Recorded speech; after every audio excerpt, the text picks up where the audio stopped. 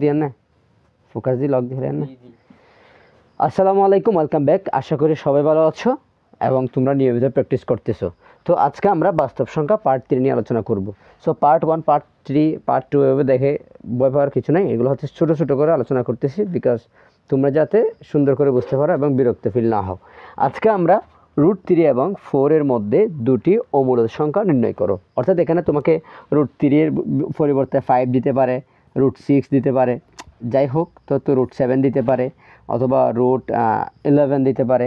এখানে ধরো কোনো একটা সংখ্যা 11 দিতে পারে, 6 দিতে পারে, 7 দিতে পারে অথবা 11 দিতে পারে। যে কোনো একটা সংখ্যা দিল, হ্যাঁ, যেটাই দেখ না কেন আমাদের কোনো সমস্যা নেই। আমরা এই টাইপের অঙ্কগুলো কীভাবে সমাধান করব এটা দেখব। তো এখানে মূলত তোমরা যদি তোমাদের অনুশীলনী 1-এর 9 নম্বর ম্যাথে যদি আমি ভুল না করি, 9 নম্বর ম্যাথে যদি তোমরা একটু যাও তাইলে মূলত এই সমস্যাগুলো দেখতে পাবা। আমি তোমাদের একটু এনশিওর করে দিই এটা আসলে অনুশীলনী 9-এর মধ্যে আছে কি না। অনুশীলনী 1-এর 9 নম্বর দেখো তো √5, √7 এবং √10 তোমাদের মূলত এই সংখ্যাগুলো বের করতে বলছে নাকি 9-এর মধ্যে। আচ্ছা 9-এর মধ্যে না বলিস। আসসালামু আলাইকুম, welcome back. I hope you are all fit and fine and you are practicing every single day. আশা করি তোমরা সবাই ভালো আছো। আজকে আমরা √3 এবং আসসালামু আলাইকুম, welcome back. I hope you are all fit and fine and you are practicing every single day. আশা করি তোমরা সবাই ভালো আছো। আজকে আমরা বাস্তব সংখ্যার পার্ট 3 নিয়ে আলোচনা করব। সো পার্ট 3, পার্ট 1, পার্ট 2 এভাবে দেখে ভয় পাওয়ার কোনো কারণ নাই বিকজ এগুলো হচ্ছে খুব ছোটো করে আমরা ভিডিওগুলো অথবা ক্লাসগুলো দিয়ে থাকি যাতে তোমরা করে বিরক্ত ফিল না করো। ওকে, সো আজকে আমরা √3 এবং 4 এর মধ্যে দুটি অমূলদ সংখ্যা নির্ণয় করা শিখবো। ওকে, তো তোমাদের এখানে বলছে অমূলদ সংখ্যা নির্ণয় করো। সো এখানে √3 এর পরিবর্তে তোমাকে √5 দিতে পারে, √6 দিতে পারে, √10 দিতে পারে, হ্যাঁ, আবার √11 দিতে পারে। এখানে ধরো 5 দিছে, 6 দিছে অথবা এখানে ধরো 10 দিছে অথবা 7 দিছে, 11 দিছে, হবে যে কোনো একটা সংখ্যা তোমাকে দিতে পারে। এখন এই দুইটা সংখ্যার মধ্যে তোমাকে দুটি অমূলদ সংখ্যা নির্ণয় করতে হবে। তো আশা করি তোমরা এটা পারবা এবং খুব ইজি এবং আজকের ক্লাসের থেকে কোনো ধরনের ডাউট থাকবে না আশা করি। তো আমরা এখন এরকম কি করতে পারি, এখন আমাদের এখানে অমূলদ সংখ্যা কোথায় কোথায় হইতে হবে বলো তো। একটা হবে √3 এর চাইতে বড় হইতে হবে এবং এই যে √5 আবার √4 দুঃখিত √3 এর চাইতে বড় হইতে হবে এবং 4 এর বড় হওয়া যাবে না, মানে এর মধ্যখানে দুইটা সংখ্যা আমাদের নির্ণয় করতে হবে। ওকে, সো এটা কীভাবে করতে পারি একটু বলো তো। তো আমরা ধরি অথবা মনে করি তোমার যেটা দিতে ভালো লাগে ওটা দিও, সমস্যা নাই।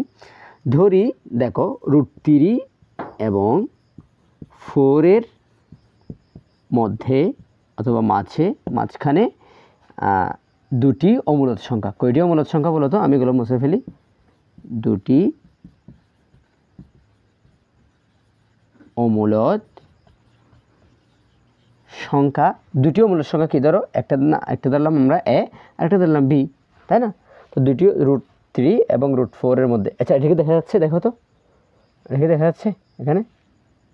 ওকে, আচ্ছা তাহলে কি A এবং B দুইটা হচ্ছে কি আমরা ধরে নিলাম অমূলদ সংখ্যা। কিন্তু অমূলদ সংখ্যা কাকে বলে, এটা তো আমরা জানি, একটু ক্লিয়ার করি।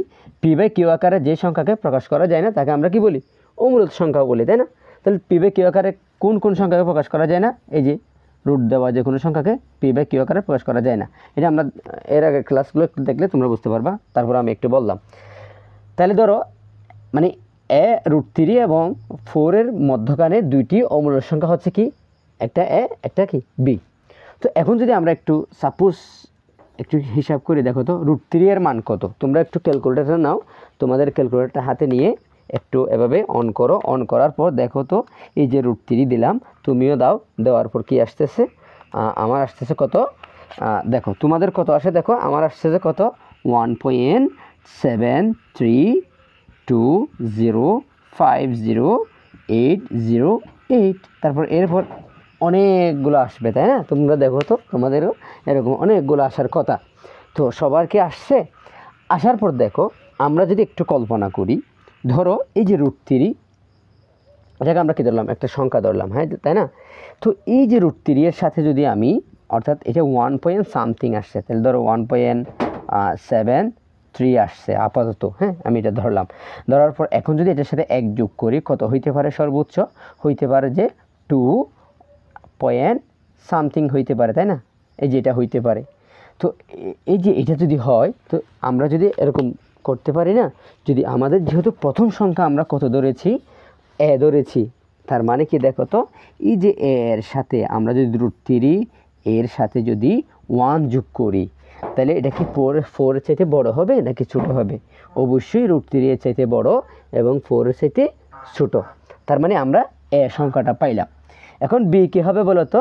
তাহলে বি হবে, দেখো তো, √3 এর সাথে যদি আমরা 2 যোগ করি, স্যার দেখো √3 এর মান কত? 1.73, এটার সাথে 2 যোগ করলাম, তাহলে কত হচ্ছে? 3.73 হইতে পারে, তাই না? তার মানে কি এটা 4 এর চাইতে বড় হচ্ছে না। তার মানে কি স্পষ্টত আমরা দেখতে পাচ্ছি যে দুটি সংখ্যা √3 + 1 এবং √3 বি হচ্ছে √3 + 2 দুইটাই 4 এর চাইতে বড়, তাই না? তোমরা এই কথাটা তোমরা একটু লিখো কষ্ট করে, আমি লিখলে অনেক নিচে নেমে যাবে, এটা তোমাদের দেখতে কষ্ট হবে। তো এতটুকু লেখো যে এখানে এ এবং বি দুইটাই কার ছোট? এ কমা বি দুইটার চাইতে কি বড়? 4 বড় না? সুতরাং আমরা বলতে পারি এই যেভাবে লিখো, √3 চাইতে কত বড়? √3 + 1 বড় এবং এটার চাইতে √3 + 2 বড়। কথা বুঝছো? আবার এটার চাইতে 4 বড়। তার মানে দেখো তো, এই যে শুরুর সীমানা হচ্ছে √3 এবং লাস্টের সীমানা হচ্ছে, তোমার শেষ সীমানা হচ্ছে কত? 4। তার মানে এই যে আমরা দুইটা সংখ্যা, একটার নাম এ আর একটার নাম বি, যেটা নির্ণয় করলাম, দুইটাই হচ্ছে √3 এবং 4 এর মধ্যে, নাকি 4 এর সাথে বেশি হয়েছে বলো তো? হয় নাই। কথা বুঝতে পারছি? আশা করি কথাগুলো বুঝছো। এখন তোমাদের একটু আর্ট করে সুন্দর করে তোমরা লিখতে পারো যে তোমাদের বই নাম্বার, তোমাদের উদাহরণ। তার মানে আমরা কি বলতে পারি, এই যে এ এবং বি দুইটা কি অমূলত সংখ্যা, তোমাদের বইয়ে যেভাবে লিখছে তোমরা একটু সাজায় গুজায় লিখতে পারো, সমস্যা নেই। সাজায় গুজায় লেখা কি আছে, আমি বলে দিছি, তাই না? তো এখন তুমি লিখতে পারো। তো আমি যদি এখন তোমাকে এই যে √3 এর জায়গায় যদি 4 দিই, অথবা দেখো √3 এর জায়গায় যদি √5 দিই, অথবা 6 দিই, অথবা 11 দিই, তাহলে তুমি কি পারবা না? আশা করি অবশ্যই পারবা। এখন তোমাদের একটু বাড়ি কাজ দিব। বাড়ি কাজটা হচ্ছে, দেখো তো আমরা যেহেতু √3 নিয়ে বের করছি, এখন তুমি এই জায়গায় একটু গ্রুপে পোস্ট দিবা যে আমি স্যার এটা পারছি। এই যে এই জায়গায় √5 এবং 6 এর মাঝখানে তুমি দুইটা অমূলত সংখ্যা বের করবা। অমূলত সংখ্যা কি? যেটাকে স্যার p/q আকারে প্রকাশ করা যায় না। তোমরা আগের ক্লাসটা দেখো, এরপর দেখবা যে এটা একদম ইজি। তো আশা করি তোমার এই বিষয়টা ক্লিয়ার। অ্যান্ড ইন ফিউচার আগামী ক্লাসে আমরা পরবর্তী কোনো একটা বিষয় নিয়ে আলোচনা করব। ততক্ষণ পর্যন্ত ভালো থাকো, সুস্থ থাকো। আসসালামু আলাইকুম।